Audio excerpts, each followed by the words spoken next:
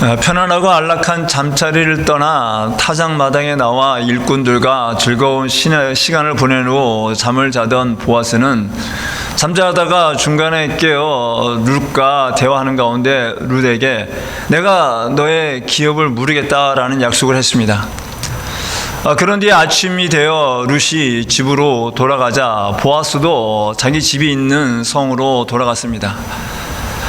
편안한 잠을 자는 곳이 아니라 야외에서 잠을 잤기에 또 잠을 자다가 중간에 깨어서 룻과 이런저런 대화를 하다가 또 잠을 편히 잘 수 없는 그런 상황에 있으면 피부적으로 육체적으로 피곤했음이 틀림없을 것입니다. 그래서 조금 더 편안한 잠을 자기 위해서 집으로 갈 수도 있었을 텐데 보아스는 편안한 안락한 집으로 가지 아니하고 성문으로 갔습니다. 그리고 거기서 앉았다라고 말합니다. 1절은 이렇게 말합니다. 보아스가 성문으로 올라가서 거기 앉아 있더니 마침 보아스가 말하던 기업 물을 자가 지나가는지라 보아스가 그에게 이르되 아무개여 이리로 와서 앉으라 하니 그가 와서 앉으매. 당시 베들레헴을 비롯한 유대 땅의 모든 성문은요 단순히 사람이 들어오고 나가는 출입구만의 용도가 아니었습니다. 성문 근처에는 늘 큰 공터가 있어서 사람들이 모여서 쉬기도 하고 즐거운 시간을 갖기도 하고 만남의 장소가 되기도 하고 또 이곳에서는요 상거래가 이루는 시장터이기도 했고 또 사람들이 많이 모이다 보니까 이곳에서 공개적인 재판이 열리기도 하는 곳이었습니다. 이런 곳에 이른 아침에 사람들이 나오는 것은요 대부분이 할 일 없는 사람들이 나오는 경우가 많았습니다. 그렇다면은 보아스도 할 일이 없어서 이른 아침에 성문 앞에 나아가 앉았겠습니까? 그럼 보아스는 성실한 사람입니다. 할 일이 없어서 지나가는 사람을 보기 위해서 그 성문의 앞에서 앉아서 성 안에서 무슨 일이 일어나는지 궁금해서 그 자리에 앉아 있는 것이 아니었습니다. 보아스가 성문에 앉아 있는 것은요 룻과 한 약속을 지키기 위함이었습니다. 보아스는 룻에게 말했습니다. 내가 너의 기업을 무르겠다. 그러나 나보다 앞서서 너의 기업을 무를 자가 있으니 그 가까운 친척이 있으니 그가 먼저 그걸 무르겠다고 하면 그 사람이 할 것이고 그 사람이 무르지 않겠다면 내가 하겠다라는 약속을 했습니다. 그래서 지금 보아스는요 성문 앞에 앉아서 그 자기보다 앞서 기업 물을 그 사람을 만나고자 했다라는 겁니다. 보아스는 나오미가 말한 것처럼 그가 한 약속을요 게을리하지 않았습니다. 성실하게 최선을 다하여 지켰습니다. 그래서 이 대목을 보면서 우리는 다시 한번 보아스의 성실함을 보게 됩니다. 그런데 보아스가 성문 앞에 앉은 것은 단지 그의 성실함 때문만은 아니었다는 겁니다. 더 큰 것이 있었다는 겁니다. 스티븐 콥이라는 분이 쓰신 성공하는 사람들의 7가지 습관이라는 책에는요 4가지 일의 유형이 소개되고 있습니다. 첫 번째는요 중요하고 급한 일입니다. 두 번째는 덜 중요하고 급한 일, 세 번째는요 중요하고 덜 급한 일, 그리고 네 번째는요 덜 중요하고 덜 급한 일입니다. 당연히 이 4가지 중에 첫 번째 중요하고 급한 일을 가장 먼저 해야 합니다. 그럼 두 번째하고 세 번째가 어떻게 해야 되느냐 그죠? 여러분은 어떻습니까? 중요한 일을 먼저 해야 되겠습니까? 아니면은 급한 일을 먼저 해야 되겠습니까? 뭐 경우에 따라 중요한 일을 먼저 할 수도 있겠고 또 때로는 급한 일을 할 수도 있겠습니다만 이 스티븐 콥이라는 분을 비롯하여 많은 분들은요 중요한 일을 먼저 해야 한다라고 말하고 있습니다. 보아스도 막 그랬던 것입니다. 보아스가 룻에게 한 약속은요 불과 몇 시간 전에 한 약속입니다. 그렇기 때문에 보아스는요 어쩌면은 그날 어떤 할 일을 계획이 있었을지도 모릅니다. 아니면 그는 있었을 것입니다. 그럼에도 불구하고 그가 그 일을 하지 아니하고 성문에 나가 앉았다라는 것은 다른 그 어떤 일보다 룻과 한 약속을 지키는 것이 중요하고 급하다라고 보았기 때문이다라는 거죠. 그렇다면 왜 그가 그렇게 중요한 일로 보았겠습니까? 그것이 바로 하나님께서 하시는 일, 하나님의 뜻을 이루는 것이라고 보았기 때문에 그렇습니다. 보아스는 2장에서 룻을 처음 보았을 때 그가 룻이 행한 선한 일 때문에 하나님께서 너에게 복 주시기를 원한다라고 하며 복 받기를 소망을 했습니다. 지금 보아스는요, 자기가 룻의 기업을 물으는 것이 하나님의 복이 전달되어지는 것으로 보았다는 거죠. 자기가 하나님의 축복을 주는 통로로 보았다라는 겁니다. 그리고 또 보아스는 룻에게 3장에서 내가 너의 기업을 이루겠다라고 약속할 때 뭐라고 얘기했습니까? 살아계신 여호와의 이름으로 맹세한다고 했던 거죠. 그 보아스는 자기가 지금 룻과의 약속을 지키는 것이 인간적으로 단순히 성실함 때문만이 아니라 하나님께 약속드린 것을 지키기 위한 하나님 것을 일하기 위한 것이라고 보았다는 거죠. 중요하고 급한 것으로 보았기 때문에 그렇게 했다라는 겁니다. 요즘엔 저는 잘 듣진 않지만 이전에는 사모로부터 내가 그럴 줄 알았어 라는 이야기를 종종 듣기도 했습니다. 무슨 말이냐면 그 사모가 뭐를 부탁했을 때, 뭘 하다고 했을 때 내가 하겠다라고 말만 하고 하지 않았던 거죠. 왜냐하면 내가 생각하고 내가 지금 하고 있는 게 더 중요하고 급한 것으로 보았기 때문에 그런 거죠. 그 나중에 이제 하기로 해놓고 안 한 것을 본 아내는 어떻겠습니까? 마음이 상하겠죠. 기분 나쁘겠죠. 그래서 하는 말이 내가 그럴 줄 알았다라는 말을 한 겁니다. 그래서 이런 일이 몇 번 하다 보니까 요즘에는 저도 많이 학습이 되어서 이제 말한 거는요 그대로 하기도 하고 있습니다. 여러분은 어떠십니까? 여러분 누군가에게 하겠다고 한 약속을 얼마만큼 중요하고 급하게 여기십니까? 말만 하시고 하지 않으십니까? 여전히 말을 했지만 내 생각, 내가 하는 게 더 중요하고 급해서 내 거부터 하십니까? 아니면은 내 것이 중요하지만 다른 분이 약속한 것 때문에 그것이 더 중요하다고 여겨서 그것을 더 먼저 하고 계십니까? 아니면 하나님과 약속은 어떠십니까? 하나님께 하겠다고 한 약속이 있는데 그 약속을 중요하고 급한 것을 여기십니까? 그래서 다른 그 무엇보다 하나님께 드린 약속을 먼저 하십니까? 아니면 하나님께 약속했음에도 불구하고 여전히 내 것이 더 중요하고 급해서 내가 하고자 하는 것들을 하십니까? 여러분 하나님을 믿는 분들, 특별히 이제 그리스도를 닮아가는 제자가 되기 위해서는요 다른 그 무엇보다도 하나님이 더 중요해야 되고 급한 일이 되어야 합니다. 예수 그리스도가 나의 주인 되시면요 나의 주인 되시는 것이 더 중요하고 급한 것이 되어야 한다는 거죠. 하나님을 믿고 나아가기에 우리는 다른 그 무엇보다 하나님 말씀이 중요하고 급한 것이 되어야 돼요. 내 감정, 내 생각, 내 경험, 내 것이 중요한 것이 아니라 하나님 것이 먼저 중요하고 더 급한 것이 되어야 한다는 겁니다. 그렇다고 우리 걸 하지 말자는 얘기가 아닙니다, 여러분. 우리 것도 하죠. 당연히 해야죠. 그러나 여러분 어디에 우선순위를 두고 하느냐라는 겁니다.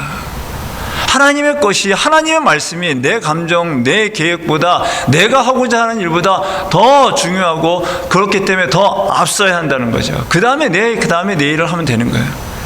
여러분 제가 와이셔츠를 입었습니다. 셔츠를 입었는데 셔츠의 맨 첫 단추를 어떻게 끼느냐에 따라 아름다운 셔츠가 되지 않겠습니까? 첫 단추를 잘못 끼우면 어떻게 되겠어요? 단추를 다 끼웠다 하더라도요 보기 안 좋아요. 잘 끼워야지, 잘 맞춰야지 나머지 단추도 잘 맞춰지고 아름다운 모습이 나타난다는 것입니다. 전에 함께 섬겼던 한 권사님께서 은퇴하신 후에 지금처럼 일부 예배를 잘 들으셨어요. 일찍 오셔가지고 기도하며 섬기셨습니다. 근데 그렇게 섬기시다가 7개월 후에, 은퇴하신 7개월 후에 췌장암이 발견해서 선고를 받으셨어요. 그러다가 9개월 동안 투병생활 하시다가 하나님 나라 갔습니다. 임종을 앞두고 성도님들이 병원에 병문안 가서 예배드리고 기도하는데 그 병석에 계신 권사님이 그런 말씀하시더라고요.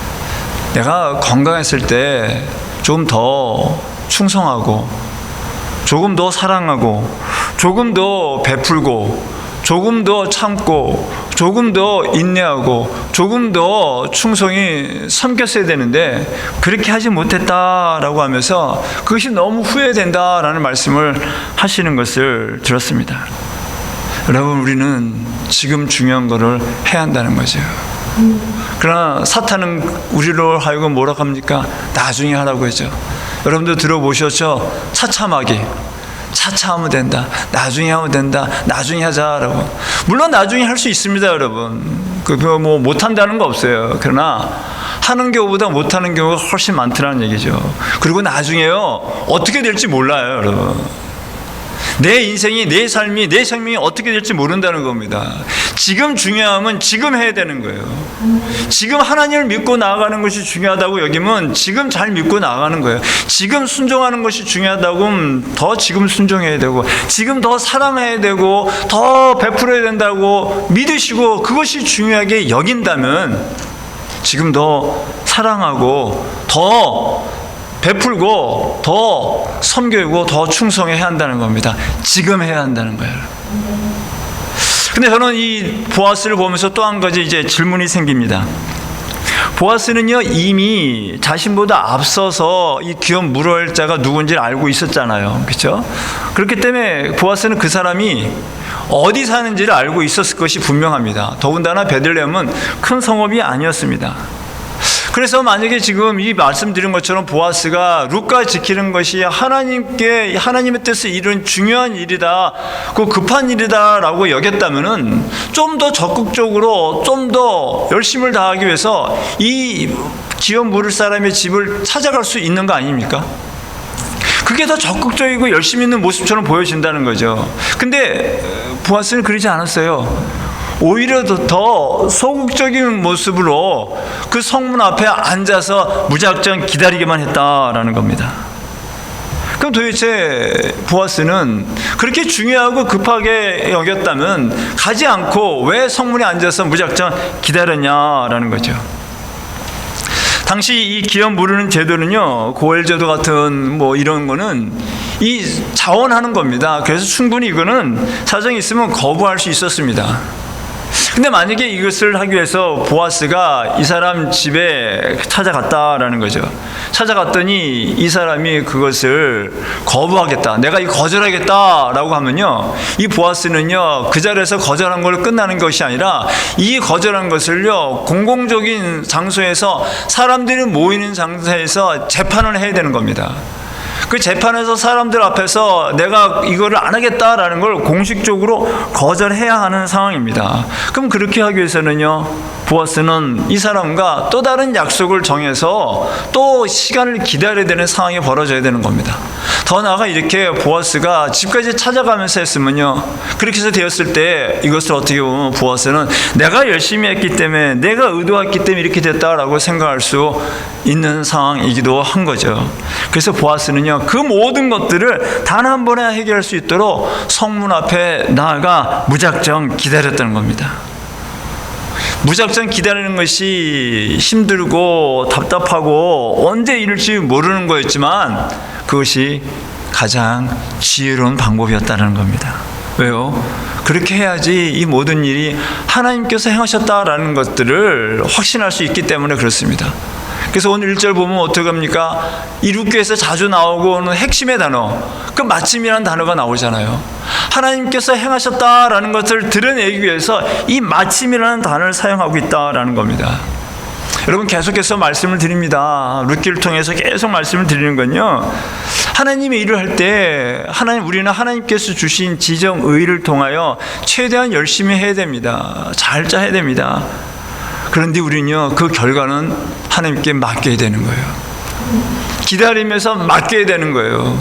근데 기다리는 게 쉽지 않죠. 그렇죠? 이 광야와 같다라고 여러 번 말씀을 드렸습니다. 근데 하나님의 일하심을 보기 위해서는요, 여러분, 기다려야 돼요. 기다릴 줄 알아야 돼요. 기다리면서 어떤 일이 벌어질까요? 하나님께 기도하면서 내 모든 것을 내려놓고 깎아지는 거예요. 내가 보기에는 깎아진 것 같은데 아직도 여전히 깎아진 부분이 있다라는 거죠. 하나님께서 행하신 것을 보기 위해서는요, 우린 기다릴 수 있어야 한다라는 겁니다. 이 보아스는 그렇게 했던 거죠. 이 보아스가 하나님의 것을 드러내고 깨닫기 위해서 그 성문 앞에 의자에 앉아 있었습니다. 얼마 동안 앉아 있었는지는 모르겠지만 그가 기대했던 하나님의 때가 되어 그 자기보다 앞서서 기업 물을 자라가 지나가는 거예요. 그 지나갔을 때 그 보아스는 그래서 그 사람을 보고 와서 앉으라라고 얘기한 겁니다. 그리고 말합니다. 근데 보아스가 아무개요라고 얘기합니다. 여러분, 이 보아스가 이 사람을 보고 아무개라고 불렀어요. 근데 이 사람 이름이 아무개일까요? 아니요. 이 사람 이름은 분명히 있었습니다. 보아스도 분명히 그 사람의 이름을 불렀을 것입니다. 그런데 이 룻기서의 저자는요, 그 사람의 이름을 드러내지 않았어요. 아무개라고 무명으로 표현을 했다는 겁니다. 그럼 도대체 왜 룻기서의 저자는 이 사람의 이름이 있음에도 불구하고 아무개로 했냐라는 거죠. 그 이유에 대해서는 조금 후에 말씀을 드리겠습니다. 보아스는 자기보다 앞서서 기업 물을 자가 오자 앉은 다음에 그가 한 것은요, 그 성읍에 있는 10명의 장로를 초대하사 앉으라고 한 겁니다. 2절은 이렇게 말합니다. 보아스가 그 성읍 장로 10명을 청하여 이르되 당신들은 여기 앉으라 하니 그들이 앉으매 라고 말하고 있습니다. 총신대 김지찬 교수님이 이 룻기를 어떻게 설교할 것인가 라는 책을 쓰셨는데, 그 책에서 이 10명에 대해서 이렇게 말합니다. 이 10명은요, 그 베들레헴 공동체에서 그들을 대표로 할 수 있는 최소한의 단위다라는 거예요. 그 공동체가 무엇을 행할 때 그 한 것에 대한 대표성을 인정받기 위해서는 최소한 10명이 있어야 한다라는 거죠. 왜냐하면 이들은 그 지역의 장로로서 어떤 사회 인사로서 재판을 할 수 있는 재판관 역할을 하는 사람들이었기 때문에 그렇습니다. 지금 보아스는요, 자신이 이제 기업 무르를 권한을 그 사람 다른 사람부터 받으려고 하는데 그것을요 조용히 쉬쉬하지 않았다는 거예요. 하나님 말씀에 따라 공정한 절차를 따라서 재판을 하면서 그 모든 과정을 투명하고 정당하게 올바르게 하고자 했다라는 겁니다. 하나님께서 복 주시는 그 모든 과정을요 쉬쉬하는 것이 아니라 공공연하게 공식적으로 올바른 절차에 따라 행하게 했다는 거죠. 여러분, 하나님께서 인류를 구원하시는 구속사는요 조용조용하지 않으셨습니다. 조용조용히 하는 것처럼 보여지지만 결국은 다 드러났어요. 하나님이 구속사를 이루기 위해서 예수 그리스도 이 땅에 보내실 때 예수 그리스도를 조용히 보내지 않았습니다. 여러분, 동방의 박사들로부터 예루살렘에 와서 예수님의 유대인이 왕이 되었다라는 것을 선포하면서 예루살렘이 시끌벅적 떠들었습니다. 여러분, 예수님도 공생애 하면서 조용조용히 사역하지 않으셨습니다. 가는 곳곳마다 사람이 몰려들었습니다. 물론 중간중간에 예수님이 행하신 기적을 말하지 말라고 말씀하셨죠. 그건 숨기기 위함이 아니라 하나님의 일을 더 하길 일이 있기 때문에 방해받지 않기 위해서 그렇게 말씀하셨어요. 그럼에도 불구하고 예수님이 행하신 기적들은 다 드러나게 되었죠. 심지어 예수님이 십자가에 못 박혀 돌아가시는 것도 그냥 한 게 아니었습니다. 아무 절차 없이 한 것이 아닙니다. 로마법에 따라 절차대로 했고 공공연하게 다 했던 거죠. 그 예수님이 죽은 걸 누구나 다 알고 투명하게 되었다라는 겁니다. 여러분, 하나님의 일을 할 때, 특히 교회 사역을 할 때는요 모든 것들을 투명하게 해야 한다고 저는 믿습니다. 정당성이 있어야 돼요. 명분이 있어야 되고요, 이유가 있어야 된다는 거죠. 우리가 조금 전에 광고 드렸처럼 자유집회를 다시 하게 되는 것도 우리가 중간중간에 어떤 미비한 점이 있었기 때문에 다시 하는 거거든요. 여러분, 이런 절차가 공정하지 않으려고 절차대로 하지 않으면요 이런저런 문제들이 생길 수 있습니다. 물론 공정한 절차를 하고 투명하게 정당하게 올바르게 했다 하더라도 이런저런 문제가 생길 수는 있어요. 여러분, 문제가 안 생길 수 없습니다. 여러분, 그 문제 생기면요 이제 우리가 함께 풀어나가면 돼요. 함께 해결해야 된다는 겁니다. 여러분, 영적인 공동체는요 아무런 문제 없는 공동체가 아니에요. 영적인 공동체는요 문제를 영적으로 해결하는 거예요. 하나님 말씀으로 해결하는 것이 바로 영적인 공동체라는 겁니다.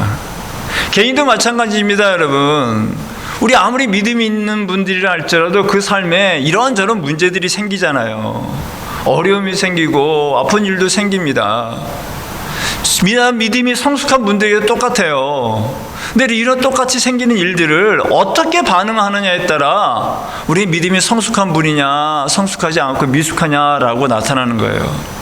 그냥 감정대로만 한다면요 여전히 미성숙하지만 이 드러난 일들을 하나님 말씀에 입각하여 영적으로 해결할 때 영적으로 성숙한 자가 된다라는 거죠. 간절히 바라고 소망하기를 우리 영락의 모든 성도인들과 우리 영락 공동체가 영적인 공동체가 되고 영적인 분들이 되어지기 바랍니다. 이런저런 일들이 있을 때 우리가 이거를 인간적인 관점에서만 개인적인 감정으로만 하는 것이 아니라 하나님 말씀에 입각하여 그것을 보시고 그것을 행하시는, 그래서 우리의 신앙의 관점을 좀 바꾸는 그런 놀라운 은혜가 우리 공동체와 우리 성도님들이 있기를 간절히 축원합니다. 이제 장로들이 모인 가운데 보아스는 이제 재판을 합니다. 사람들에게 이 보아스보다 앞선 자에게 말합니다. 너가 이제 우리는 우리의 형제 엘리멜렉의 땅을 팔아야 되는데 너가 나보다 앞선 자니까 그 땅을 살려면 사라, 물으라. 그럼 너가 물으지 않으면 내게 맡겨라 라고 얘기합니다. 3절과 4절입니다. 보아스가 그 기업 물을 자에게 이르되 모압 지방에서 돌아온 나오미가 우리 형제 엘리멜렉의 소유를 팔려함으로 내가 여기 앉은 이들과 내 백성의 장로들 앞에서 그것을 사라고 내게 말하여 알게 하려 하였노라. 만일 내가 물으려면 물으려니와 만일 내가 물으지 아니하려거든 내게 고하여 알게 하라. 내 다음은 나요 그 외에는 물을 자가 없느니라 하니 그가 이르되 내가 물으려 하는지라 라고 말하고 있습니다. 여러분, 보아스는 은근히 이 자기보다 앞선 자가 기업을 물으지 않을 것을 기대했을 거예요. 그렇죠? 근데 그런 마음 갖고 했는데 어떻게 됐습니까? 이 사람이 자기가 기업을 물으겠다는 거예요. 어쩌면 보아스는 이때 당황했을지도 모르겠어요. 실망했고 낙심했는지도 모르겠습니다. 근데 이때 보아스는요, 흥분하지 않았어요. 당황하지 않았습니다. 한마디 더 합니다. 5절은 이렇게 말합니다. 보아스가 이르되 네가 나오미의 손에서 그 밭을 사는 날에 곧 죽은 자의 아내 모압 여인 룰에게서 사서 그 죽은 자의 기업을 그의 이름으로 세워야 할지니라 라고 말하고 있습니다. 너가 만약에 이 땅을, 엘리멜렉의 땅을 물은다면 마찬가지로 너는 또 그의 후손인 이 룻도 같이 데리고 살아야 한다라는 거죠. 그리고 룻을 통하여 그의 자손이 남은 그것이 그 엘리멜렉의 이름, 그러니까 엘리멜렉의 아들인 기론의 후손이 되어서 그의 집을 이어가게 한다라는 것을 얘기한 겁니다. 지난 시간에도 기업 물을 제도에 대해서는 여러 번 말씀을 드렸습니다. 하나님께서는요, 이스라엘 백성의 땅을 주셨고, 그래서 이스라엘 백성들은 그 땅을 하나님이 주신 땅으로 보았기 때문에 함부로 팔지 못했습니다. 왜냐하면 하나님께서 팔지 못하고 했기 때문에. 근데 어쩔 수 없이 팔 경우에는 가까운 친척에게 팔라고 했죠. 또 가족 중에 자녀가 없이 죽었을 경우에는 그 죽은 형제의 가까운 형제나 친척들이 그 죽은 형제의 아내를 맞이하여 그 자손을 이어가게 하는 그 계대 혼인 제도가 있었다고 말씀을 드렸습니다. 지금 보아스는 이 아무개는 사람에게 이 두 가지를 다 이야기를 하는 거죠. 근데 이 사람은 조금 전에는 자기가 이 아무개는 엘리멜렉의 땅은 기업 물으겠다라고 했어요. 근데 보아스가 이 룻까지 같이 데리고 살아야 한다라는 말 하니까 순간 갑자기 거절하겠다네요. 못하겠다는 겁니다. 그 못하는 이유에 대해서 이렇게 말합니다. 6절입니다. 그 기업 물을 자가 이르되 나는 내 기업에 손해가 있을까 하여 나를 위하여 물으지 못하노니 내가 물을 것을 네가 물으라. 나는 물으지 못하겠노라 하는지라 라고 말하고 있습니다. 그리고 아무개가 처음에 엘리멜렉의 땅을 물으겠다라고 했을 때는요, 그가 자기에게 유익되는지 알았던 거예요. 왜냐면 엘리멜렉은 아들이 없었잖아요. 아들이 없고 그 엘리멜렉 안에 나오미만 있었습니다. 그래서 이 땅을 물으면서 나오미를 데리고 산다 할지라도 이 나오미가 나이가 들었기 때문에 아이를 출산할 수 없었고 또 나오미가 곧 죽을 수도 있는 상황이었습니다. 그렇다면요, 자손이 없이 죽으면 그 땅은 내 것이 되는 거예요. 그렇게 생각을 했던 겁니다. 근데 어떻게 돼요? 엘리멜렉의 나오미만 있었던 것이 아니라 엘리멜렉의 아들인 기론의 아내였던 이 나오미 룻도 있었다는 거죠. 룻이 있었기 때문에 룻과 결혼을 해야 되는 상황입니다. 그 결혼해서 아이를 낳으면 어떻습니까? 그 아이가 곧 그 땅의 주인이 되고 그의 후손이 되는 거예요. 결국 뭐냐면 이 아무개는요, 이 룻과 결혼한 다음에 아기를 태어나게 했을 때 그 아기가 자라도록 온갖 투자를 했겠죠. 다 양육하고 다 베풀었겠죠. 근데 그게 다 헛수고가 된다는 거예요. 내 것이 아니라 내가 태어난 아들임에도 불구하고 내 이름을 따라가는 것이 아니라 엘리멜렉 기론의 이름을 따라가고 그의 가정을 이루는 자가 되어진다라는 거죠. 그러니까 자기는 아무런 유익이 없다라는 거죠. 그래서 손해가 되기 때문에 이 아무개는 못하겠다는 겁니다. 조금 전에 말씀드렸죠. 룻기서의 저자가 왜 이 사람을 이름이 있음에도 불구하고 아무개라고 표현했냐. 그 이유는 바로 이런 것 때문이라는 거죠. 물론 성경은 정확하게 표현하고 있지 않습니다. 그러나 많은 학자들이나 우리가 상식적으로 볼 때 이렇게 되는 거죠. 뭐냐면 이 사람의 이름이 밝혀지지 않았기 때문에 이 사람의 후손들이 자기가 조상이 이렇게 창피하게 손해 때문에 안 했다라는 것을 알지 못한다는 거죠. 더 나아가 이 아무개는요, 단순히 손해 때문에, 물질적인 손해 때문에 한 것이 아니라 이 사람은요, 하나님의 말씀을 거슬린 겁니다. 하나님께서 가난하고 힘든 가족들이 어려운 날 때 기업 물으라고 하라고 마땅히 그걸 임무를 줬습니다. 근데 그걸 안 하겠다는 거예요. 하나님을 알면서도, 말씀을 알면도 불구하고 안 했다는 거죠. 이런 모습은요, 지난번에도 말씀드렸듯이 이 룻기가 사사시대에 이루어졌다고 말씀드리지 않았습니까? 그 사사시대 사람들이 다 이랬던 거예요. 하나님을 믿는다고, 하나님을 안다고 함에도 불구하고 하나님 말씀대로 살아가는 것이 아니라 자기 소견대로, 자기에게 유익이 되면 하고 유익이 되지 않으면 안 하는 이런 전형적인 모습을 보여준다라는 거죠.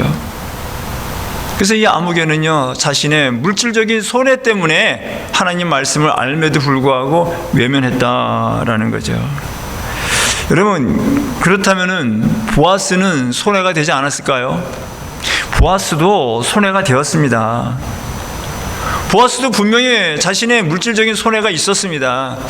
그럼에도 불구하고 보아스는요, 그걸 감내한 거예요. 왜요? 하나님의 말씀이기 때문에. 더 나아가 이 보아스는 르루스에게 하나님의 복이 임하기를 원했잖아요. 그 복이 임하는 것이 자기의 물질적인 손해보다 더 중요하게 여겼기 때문에 그런 거예요.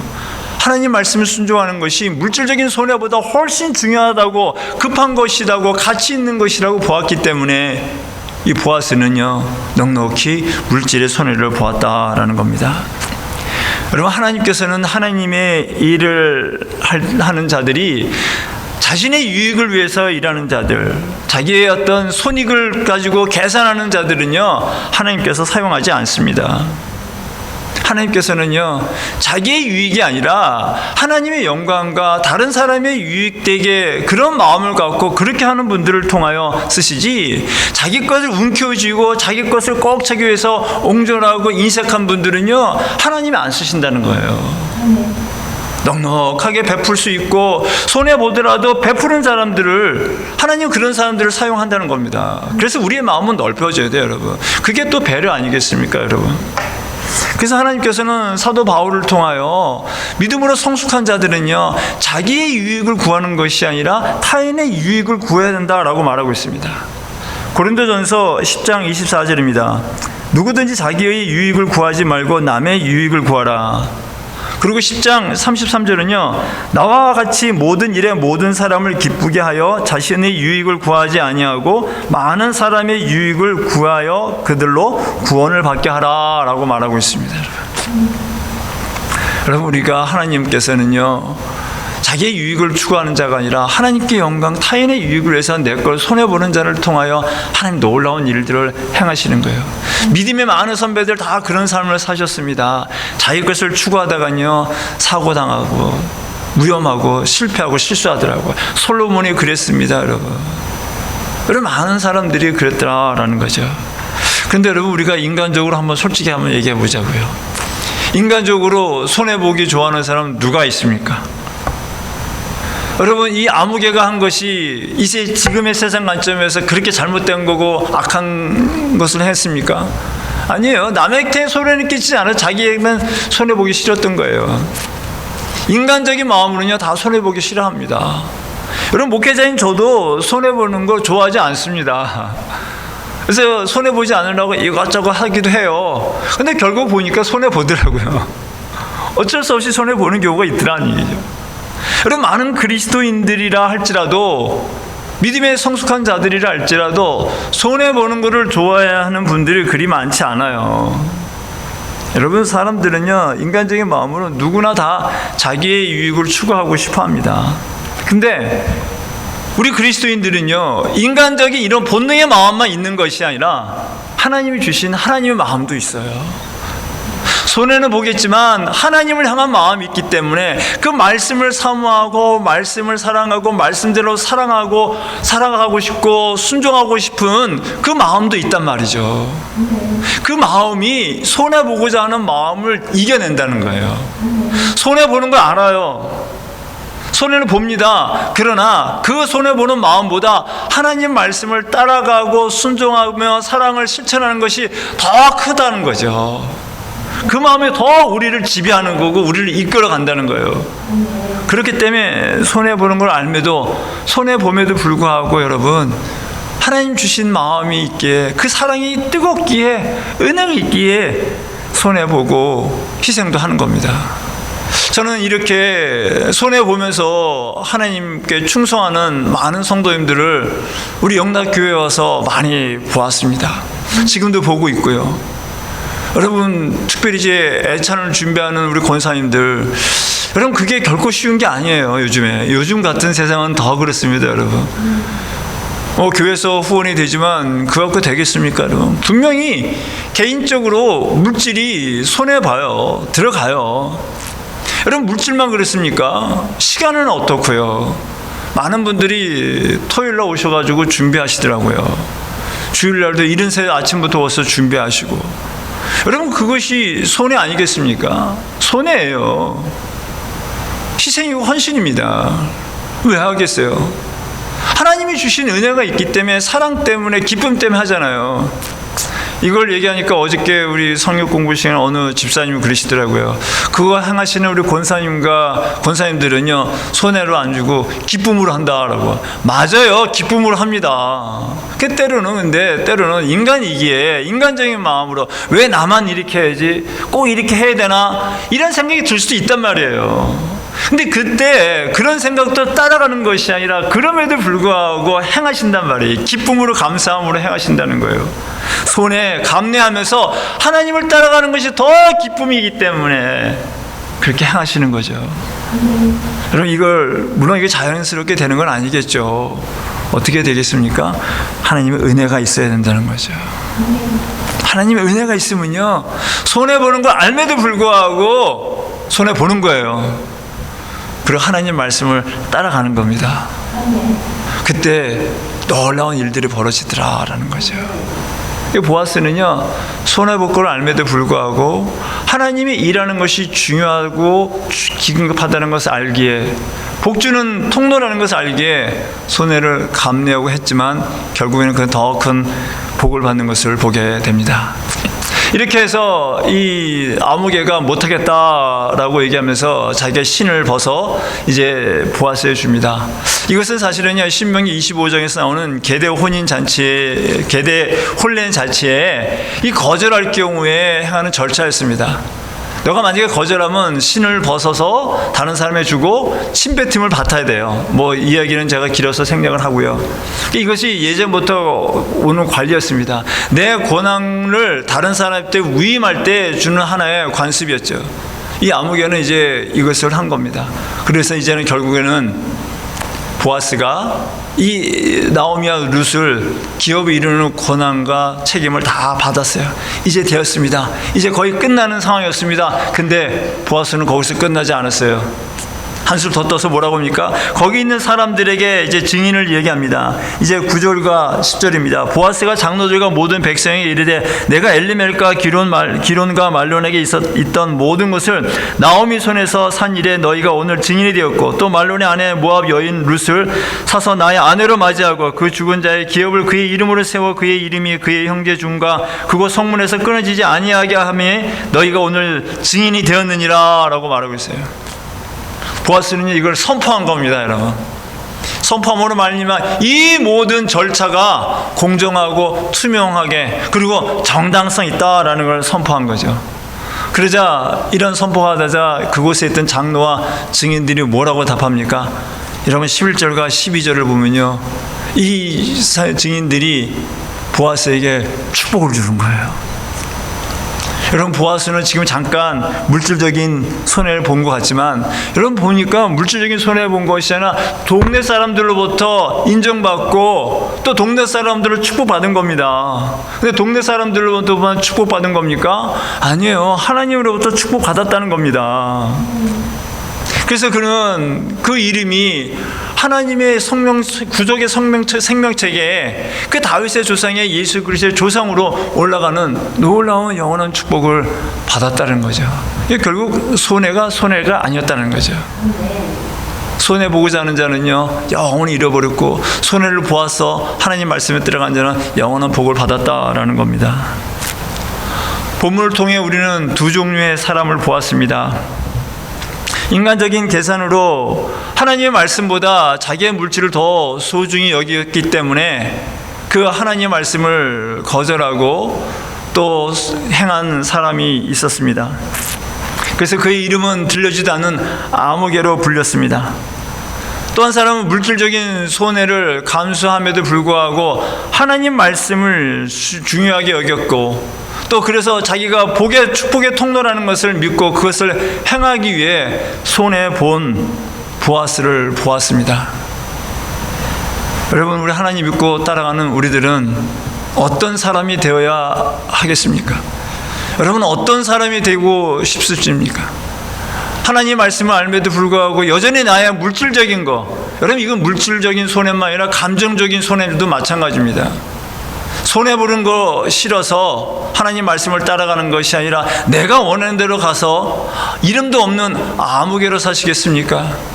아니면 하나님 말씀이 소중하고 하나님이 너무 좋아서 그것이 너무나 중요하고 금팍해서 내 것은 다 내려놓고 손해보더라도 물질적인 손해, 시간적인 손해, 감정적인 손해를 다 한다 할지라도 하나님 말씀만 따라가시는, 그래서 나의 이름이 영원히 기억되는 보아스 같은 삶을 사시겠습니까? 오늘 이번 한 주간 어떤 삶을 살아야 할지를 여러분 한번 묵상해 보면서 도전하면서 하나님께서 기뻐하시는 복된 한 주간 되어지시기를 간절히 축원합니다.